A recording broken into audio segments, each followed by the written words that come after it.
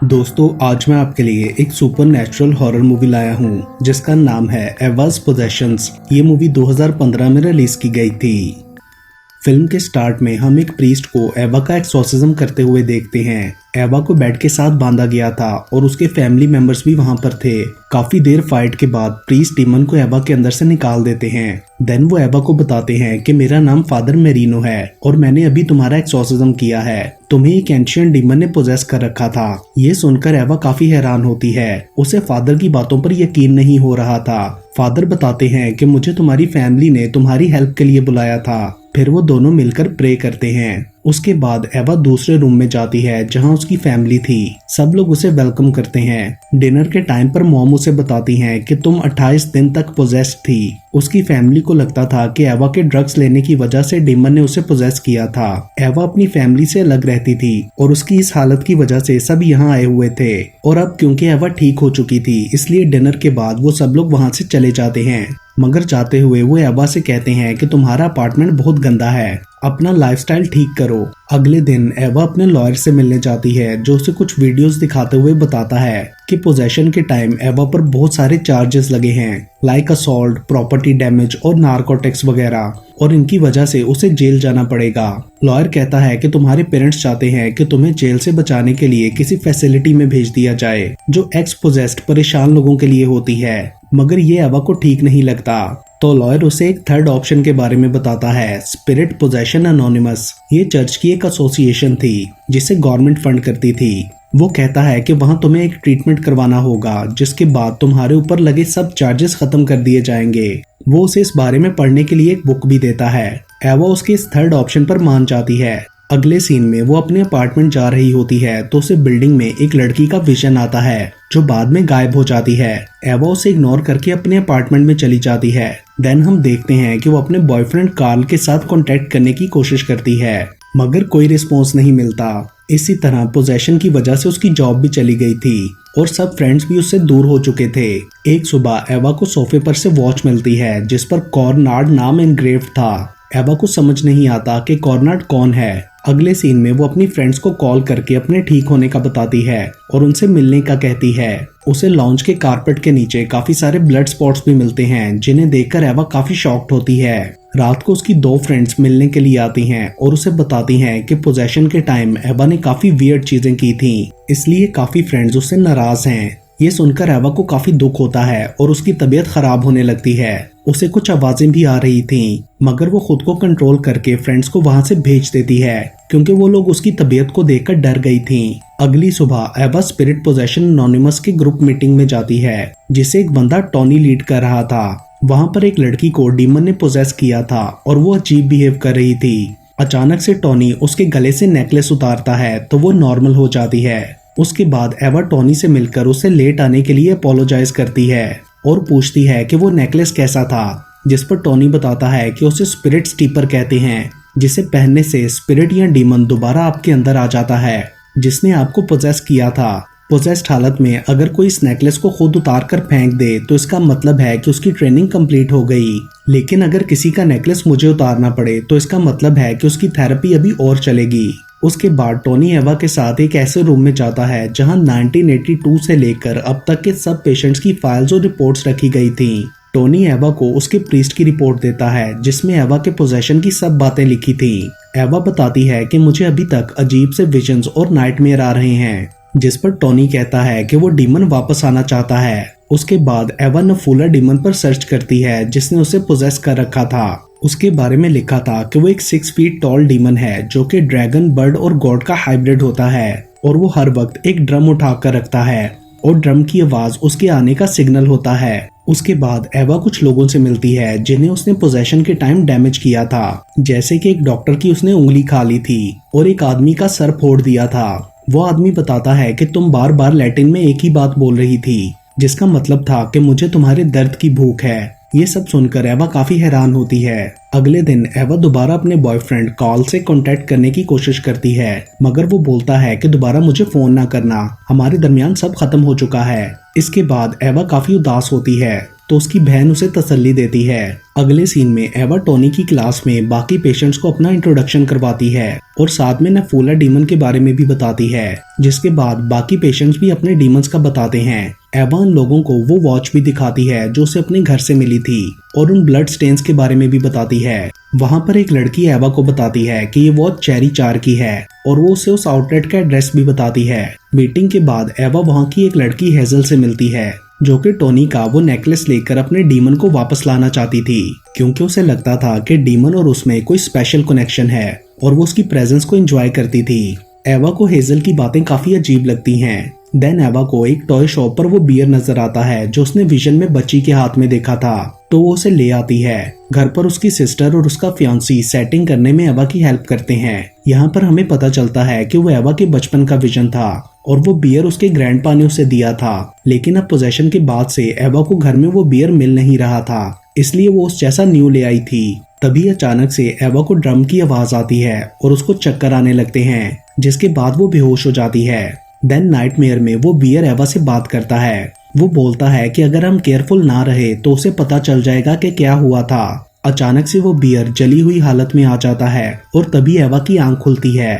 वो छुपकर अपनी सिस्टर और उसके फियांसी की बातें सुनती है, जिससे उसे पता चलता है कि उन दोनों में कोई प्रॉब्लम चल रही है। उसके बाद वो लोग उसे एक कार्ड और बुके देते हैं जो कि एवा के बॉस की तरफ से आया था। एवा ये देखकर काफी खुश होती है कि उसे जॉब पर वापस रीइंस्टेट कर लिया गया है। अगले सीन में वो ऑफिस बॉस से मिलने जाती है तो उसे वहां पर अजीब सा विजन आता है और फिर ड्रम की आवाज आने पर वो एक लड़के पर अटैक कर देती है जो कि पोजेशन और डीमन पर कोई गाना गा रहा था। एवा की हालत देखकर उसका बॉस हैंक बोलता है कि आई थिंक अभी तुम्हारा जॉब पर आने का सही टाइम नहीं है, जिसके बाद एवा गुस्से में वहां से चली जाती है। अगले सीन में एवा चेरी 4 के आउटलेट पर कॉल करके उस वॉच के ऑनर के बारे में पूछती है, जहां से उसे बेन के बारे में बताया जाता है। देन एवा बेन से मिलने जाती है। बेन बताता है कि ये मेरे फादर की वॉच है, उन्हें मेरी मॉम ने गिफ्ट की थी और मेरी मॉम की डेथ हो चुकी है। एवा उसे झूठ बोलती है कि ये वॉच मुझे अपनी बिल्डिंग के बाहर से मिली।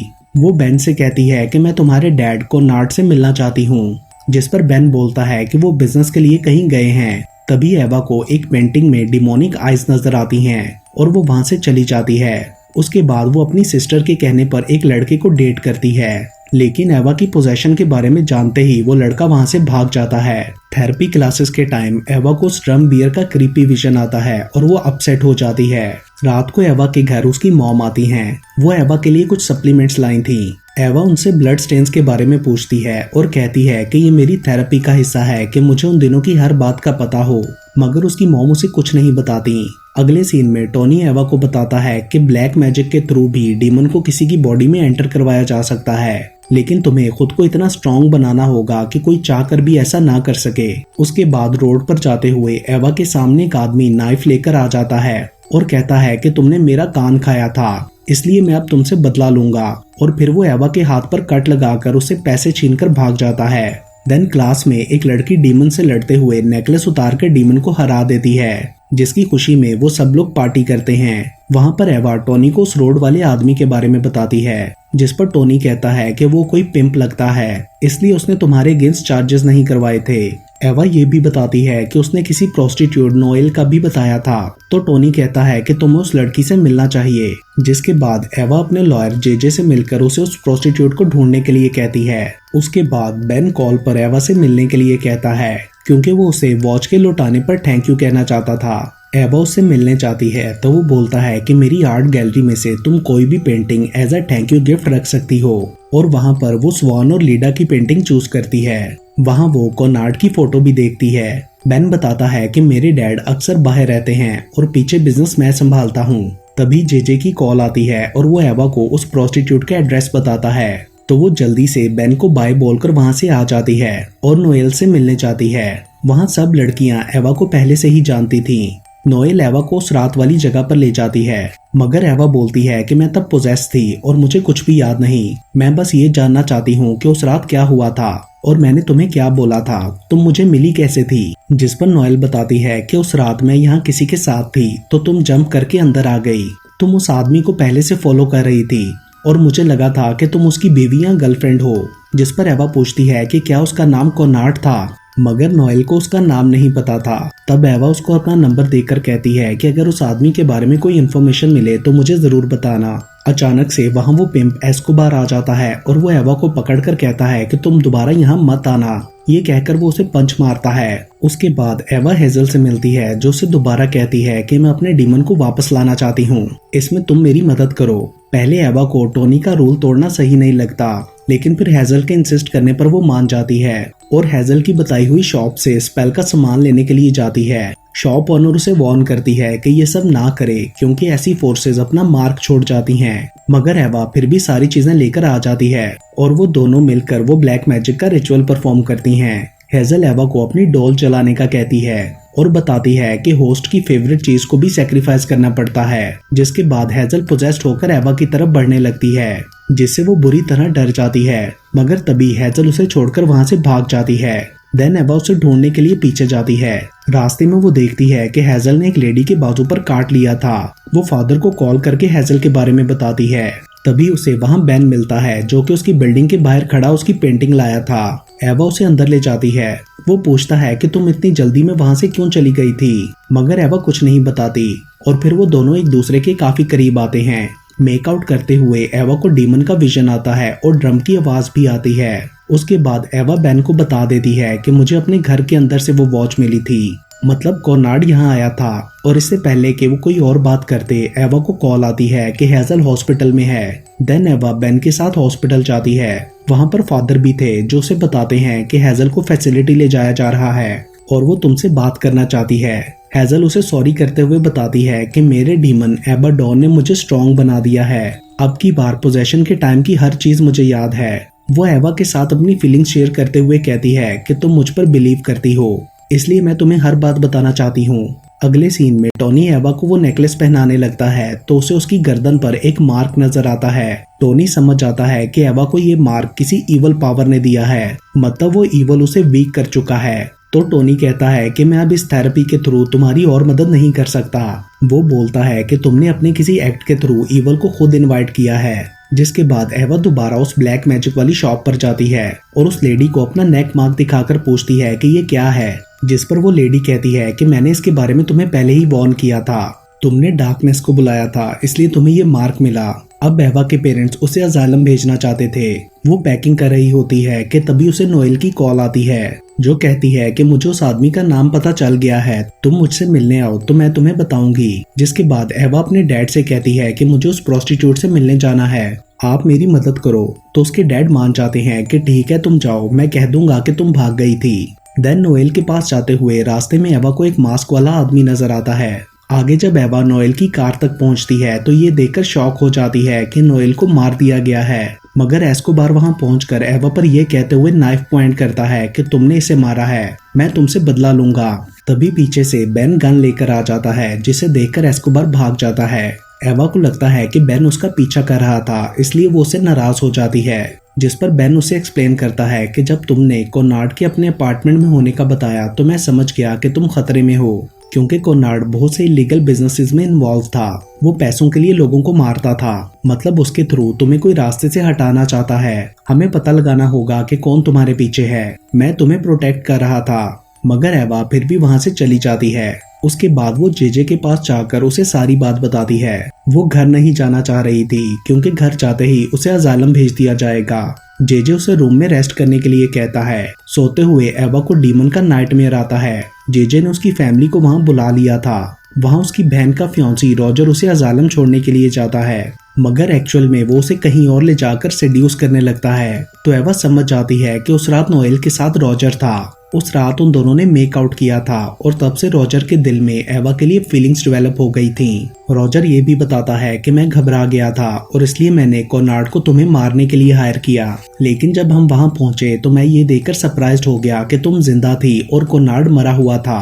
तुम्हारे अंदर के डीमन ने तुम्हें बचा लिया था और मुझे भी। मतलब एवा तब पोजेस थी और उसने रॉजर के बारे में किसी को नहीं बताया था। एवा उससे कहती है कि मेरे दिल में तुम्हारे लिए कोई फीलिंग्स नहीं है। यहाँ फ्लैशबैक में दिखाया जाता है कि रॉजर और एवा के डैड ने कोनार्ड की बॉडी के पीसेस करके डंपस्टर में डाल दिए थे और एवा ने उस रात अपनी मॉम की आंख भी फोड़ी थी। प्रेजेंट में रॉजर एवा को अपनी फीलिंग्स बताते हुए मेकआउट करने का कहता है, मगर एवा बोलती है कि पहले तुम्हारे साथ मैंने ये सब नहीं बल्कि मेरे अंदर के डीमन ने किया था। तो रॉजर उसे गन पॉइंट पर लेकर बोलता है कि फिर हमें डीमन को वापस लाना होगा। एवा उसे इस सब का तरीका बताती है और वो दोनों टोनी की एकेडमी जाते हैं। उधर एवा रॉजर को वो नेकलेस दिखाते हुए पहन लेती है, जिसके बाद एवा के अंदर वो डीमन वापस आ जाता है और वो रॉजर से नोएल के बारे में पूछता है, जिस पर वो बताता है कि मैंने उसे मार डाला। एवा के अंदर का डीमन रॉजर को धक्का देकर बेहोश कर देता है। वो उसे मारना चाहता था, मगर एवा उस पर कंट्रोल करते हुए रॉजर को हैंडकफ्स लगा देती है और फिर डीमन को हराकर नेकलेस उतार देती है। उसके बाद वो देखती है कि वहां लगे सिक्योरिटी कैमरा में सब रिकॉर्ड हो गया होगा। अगले दिन वो टोनी को सारी फुटेज दिखाती है। टोनी कहता है कि तुमने मुझे गलत साबित कर दिया, तुमने अपने डीमन को हरा दिया, इसलिए अब तुम्हें कोई फिक्र नहीं होनी चाहिए। अगले सीन में हम देखते हैं कि वो अपनी सिस्टर जिलियन के साथ मिलकर अपार्टमेंट का सामान पैक कर रही थी। वो जिलियन को हग करते हुए रॉजर के लिए सॉरी बोलती है। तभी एवा को उसकी नेक पर सेम अपने जैसा स्कार नजर आता है। अब एवा टोनी के साथ उसकी एकेडमी में भी काम करने लगी थी। एक रात उसे एकेडमी में अपने पास डीमन की प्रेजेंस फील होती है और तभी कुछ फाइल्स नीचे गिर जाती हैं, जिनमें उसे अपनी मॉम की भी एक फाइल मिलती है। मतलब उसकी मॉम को भी कभी सेम एवा वाले डीमन ने पोजेस किया था और उसे अपनी मॉम की कुछ बातें याद आती हैं, जिसका मतलब था कि उनकी ब्लड लाइन डीमंस के लिए वल्नरेबल थी। इस सब से एवा ये भी कंक्लूड करती है कि वो डीमन एक्चुअली में जिलियन को पोजेस करना चाहता था, मगर जिलियन ने ब्लैक मैजिक के थ्रू उसे एवा पर ट्रांसफर कर दिया, जिसके लिए उसने एवा के टॉय बियर को भी सैक्रिफाइस किया था। तभी डीमन एवा के सामने आता है और वो चीख मारती है और इसके साथ ही ये मूवी यहीं पर खत्म हो जाती है। दोस्तों, आने वाले दिनों में मैं बहुत सारी इंटरेस्टिंग हॉरर मूवीज एक्सप्लेन करने वाला हूँ, तो अगर आपने अभी तक मेरा चैनल सब्सक्राइब नहीं किया तो अभी सब्सक्राइब करें and stay tuned to movies explain Hindi Urdu.